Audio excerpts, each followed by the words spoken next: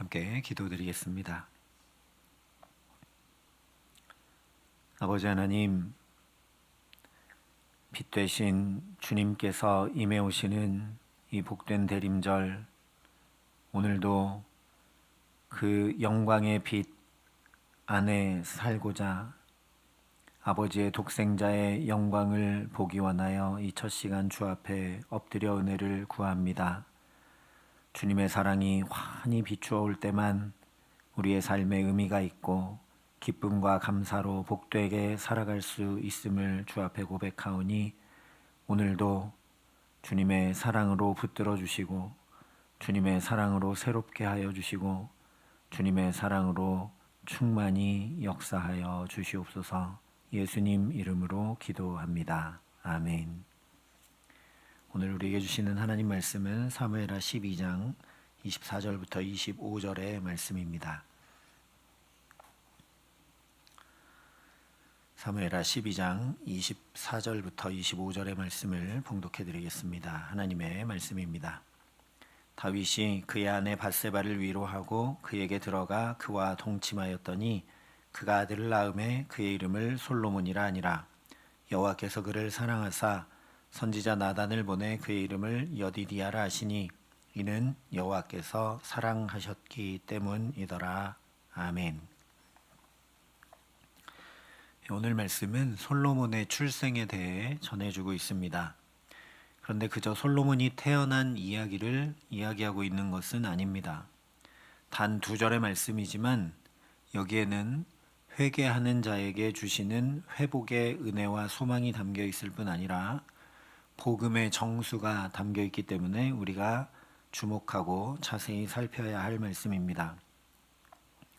먼저 24절에 다윗이 그의 아내 밧세바를 위로하고 그에게 들어가 그와 동침하였더니 그가 아들을 낳음에 그의 이름을 솔로몬이라 하니라 말씀을 합니다. 일단 밧세바가 다시 임신하여 아들을 낳았다는 것 자체로 하나님의 은총이 임한 것을 확인할 수 있습니다. 현대 우리도 그렇지만 고대에도 임신하는 것이 쉬운 일은 아니었습니다. 이삭의 아내 리브가도 그랬고 야곱의 아내 라헬도 그랬던 것처럼, 또 사무엘의 어머니 한나도 그랬던 것처럼 임신하는 것은 우리 인간의 능력에 달린 것이 아니라 태를 여시는 분은 하나님이시기 때문에 밧세바가 오늘 임신하여 아들을 출산한 것 자체로 하나님의 역사하심, 하나님의 은총이 임한 것이라는 말씀이죠. 실제 성경 여러 곳에 자녀의 출산은 하나님께서 주시는 축복임이 명시되어 있습니다. 말씀드린 야곱의 아내 레아나 라헬 그리고 사무엘의 어머니 한나의 경우를 보면 모두 다 하나님께서 그 태를 여셨다, 하나님께서 그를 생각하셨다 라고 말씀한 뒤에 자녀를 임신하고 출산하게 됩니다. 특별히 시편 127편에는 단도직입적으로 보라, 자식들은 여호와의 기업이요 태의 열매는 그의 상급이로다 말씀을 합니다. 그러니 다윗과 밧세바 사이에서 솔로몬이 태어난 것 역시 하나님의 상급이고 하나님의 역사이며 하나님의 은총임을 우리가 알 수 있습니다. 뿐만 아니라 바로 앞 23절까지 어떤 일들이 있었는지 그 맥락의 흐름 안에서 생각해 보면 솔로몬의 탄생은 그야말로 하나님의 크고 놀라운 은총인 것을 또 확인하게 됩니다. 12장 내용을 살펴보았던 것처럼 하나님께서 나단 선지자를 보내셔서 다윗의 죄를 낱낱이 밝히시며 당신이 그 사람이라 말씀하실 때 다윗이 내가 여호와께 죄를 범하였노라 회개했지만 다윗과 밧세바 사이에 태어난 첫 아들이 죽게 되었습니다. 물론 신학적으로 보면 이 아이의 죽음으로 원래 죽어야 할 다윗이 살게 되고 다윗의 죄가 사함받았다는 대속의 의미가 확증된 것이지만, 동시에 아이를 여호와께서 치시는 일로 말미암아 죄의 값은 사망이라는 말씀 그대로 엄중한 심판이 임해온 것이었습니다. 그런데 이제는 정반대로 새 생명이 태어났으니 이것은 심판으로 끝이 아니라 용서와 회복으로 새롭게 하시는 하나님의 역사임을 확인할 수밖에 없다라는 것이죠. 죄의 싹은 사망이요 하나님의 은사는 그리스도 예수 우리 주 안에 있는 영생이니라 말씀한 그대로 하나님은 회개한 다윗을 버리지 않으시고 죄인에게 은혜로 회복의 길을 여신 것이 바로 오늘 솔로몬의 출생으로 확증된 것이라는 이야기입니다. 그렇기 때문에 곧바로 여호와께서 그를 사랑하사 선지자 나단을 보내 그의 이름을 여디디아라 하시니 이는 여호와께서 사랑하셨기 때문이더라 말씀을 하고 있습니다. 여기 솔로몬을 사랑했다는 말씀이 두 번이나 반복되고 있고 이 말은 그대로 하나님께서 솔로몬을 지극히 사랑하셨다는 말씀이지만 동시에 이것은 그의 아버지 다윗을 사랑하셨다는 말씀이기도 합니다. 아버지를 사랑하는 가장 좋은 방법은 그의 아들을 지극히 사랑해 주는 것이기 때문입니다. 그러니 나단 선지자를 통해 태어난 아이에게 하나님께서 사랑하시는 자라는 뜻의 여디디아라는 이름을 주신 것은 그저 용서의 확인일 뿐 아니라 깨어졌던 하나님과의 관계가 회복된 것을 확증해 주시는 것입니다. 다윗이 범죄하였다고 해서 하나님이 미워하고 그를 더 이상 가까이 하지 않으시는 것이 아니라 사랑하는 관계로 회복시켜 주심이 솔로몬의 출생으로 또 확인되었다는 것이죠. 이처럼 하나님은 회개하는 자를 용서하시고 새 이름과 새 삶을 주시는 분이십니다. 다윗의 죄에 대해 심판으로 끝내지 않으시고 은혜로 다시 우리 삶의 새 이야기, 생명의 이야기, 사랑의 이야기를 써 주시는 분이 우리 아버지 하나님이십니다. 그렇기 때문에 오늘 이 말씀은 그야말로 하나님의 복된 소식, 즉 복음의 선포입니다. 복음은 우리가 완벽해서 주어지는 보상이 아니라 우리가 무너졌을 때 다시 일으켜 새롭게 하시는 하나님의 전적인 은혜이기 때문입니다. 오늘 다윗도 그가 회개하고 하나님 안에 거하기 시작하자 왜 밧세바를 빼앗았고 우리아를 죽게 했는지 그의 죄를 전혀 묻지 않으시고 오히려 솔로몬이라는 새 생명, 여디디아, 하나님께서 사랑하시는 자라는 새 이름을 주셨습니다. 로마서 말씀 그대로 우리의 과거가 어떠하든 그리스도 예수 안에 있는 자에게는 결코 정죄함이 없습니다. 그렇기 때문에 저 먼 옛날 다윗이나 솔로몬만 아니라 오늘 우리도 사실 여디디아, 하나님께서 사랑하시는 자라는 새 이름을 받은 사람들입니다. 로마서 8장에 보면 성령이 친히 우리의 영과 더불어 우리가 하나님의 자녀인 것을 증언하신다 말씀하고 있으며 요한일서 3장에도 보라 아버지께서 어떠한 사랑을 우리에게 베푸사 하나님의 자녀라 일컬음을 받게 하셨는가 우리가 그러하도다 선포하고 있습니다. 죄로부터 구원받아서 그냥 구원받은 정도가 아니라 우리를 하나님의 자녀로 하나님의 사랑받는 자로 부르셨다라는 것이죠. 그런데 여디디아라는 이름을 친히 지어주셨던 솔로몬이 하나님께서 사랑하시는 자로 응답하며 살지 못합니다. 오늘 다윗도 곧바로 이제 이어지는 다음 절부터 말씀을 보면 또 넘어집니다.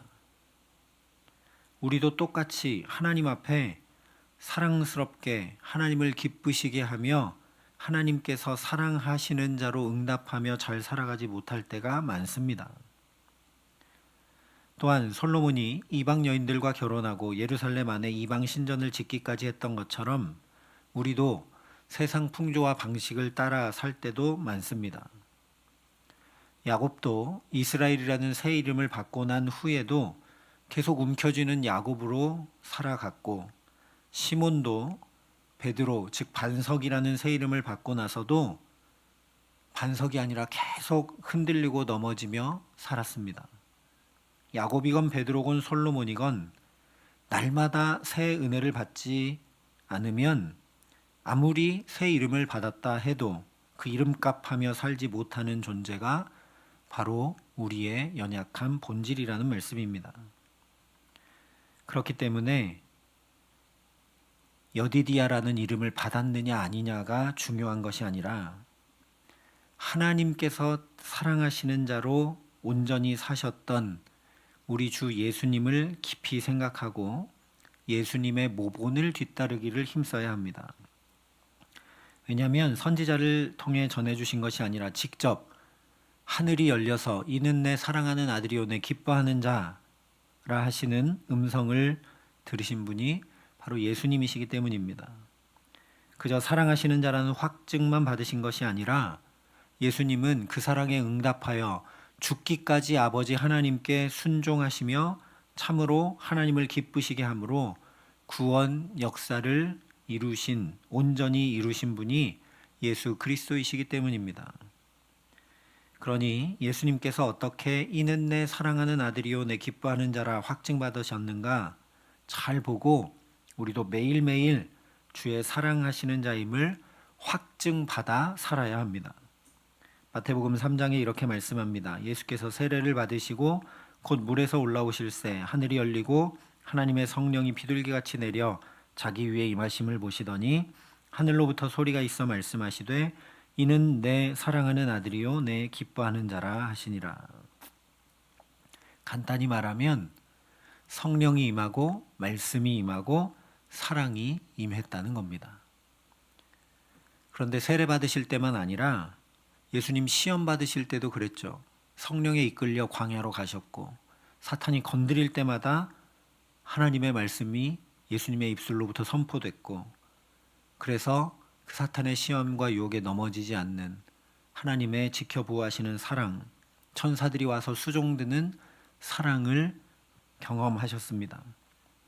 사역하실 때도 그랬고 십자가의 구원의 길을 가실 때도 계속해서 이렇게 성령과 말씀과 사랑이 임하는 삶을 사신 분이 바로 예수님이십니다. 단순히 생각해도 사랑받지 않고서 사랑스러운 사람으로 살아간다는 것 말이 안 되는 일입니다. 그러니까 예수님도 한 번이 아니라 늘 하나님의 충만한 사랑을 받고 성령과 말씀으로 사셨음을 우리가 반드시 기억해야 합니다. 그러니 우리도 구원받은 자답게 하나님의 사랑하시는 자로 살기 위해 내게 성령 충만함 주시기를, 말씀이 끊임없이 내게 들려오고 임해오게 하시기를, 또한 마음과 영혼과 삶에 하나님의 사랑이 늘 경험되고 깨달아 알아지게 하시기를 오늘도 간구하는 우리 모두가 될 수 있기를 바랍니다. 하나님, 주의 성령이 나를 붙들지 아니하시면 나도 다윗처럼 솔로몬처럼 마음이 교만해지고 또 넘어집니다. 주님의 말씀이 나를 가르치고 지도하지 않으시면, 내 갈 길을 밝혀주지 아니하시면 오늘도 나는 흔들리고 넘어지고 어찌할 바를 모릅니다. 주님의 사랑이 임해오고 또 임해와 나에게 역사하지 않으시면 나는 궁핍하고 곤고하고 핍절한 삶을 살아갈 수밖에 없습니다. 주님, 나에게 예수님 그러하셨듯이 성령과 말씀과 사랑이 오늘도 충만히 임해와 그 사랑에 붙들려 살게 하여 주옵소서 간구할 수 있기를 바랍니다. 그렇게 날마다 새 은혜가 임해오고 또 임해와 예수님께서 그러하셨듯이 매일매일 순간순간 새 사람으로 하나님의 사랑하시는 자로 하나님을 기쁘시게 하며 살아가는 저와 여러분 되게 하시기를 간절히 기도합니다. 그래서 우리의 존재와 삶이 하나님을 기쁘시게 하기에 시편 말씀 그대로 마음의 소원까지도 주께서 친히 이루어 주시는 복된 삶을 오늘도 주와 함께 살아가게 하시기를 예수님의 이름으로 간절히 축원합니다. 함께 기도하시겠습니다. 아버지 하나님, 독생자 예수 그리스도를 이 땅에 보내주시고 십자가의 생명을 다 쏟으시기까지 우리를 구원하여 주셨는데, 그 구원받은 자로, 그 말도 안 되는 사랑을 받은 자로 잘 살아가지 못하는 우리들을 긍휼히 여기시고 오늘도 말씀하여 주시니 감사합니다. 예수님을 뒤따라 성령 충만함을 덧입고 말씀을 듣고 또한 주님의 사랑으로 충만하여서 하나님 기쁘시게 하는 복된 삶을 오늘도 살아감에 부족함 없도록 하늘 문을 여시고 오늘 간구하는 우리에게 온전한 은혜로 역사하여 주시옵소서.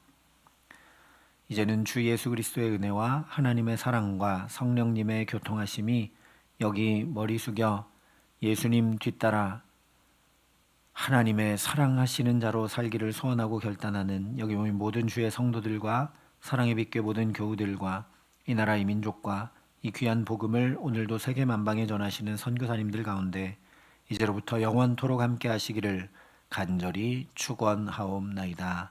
아멘.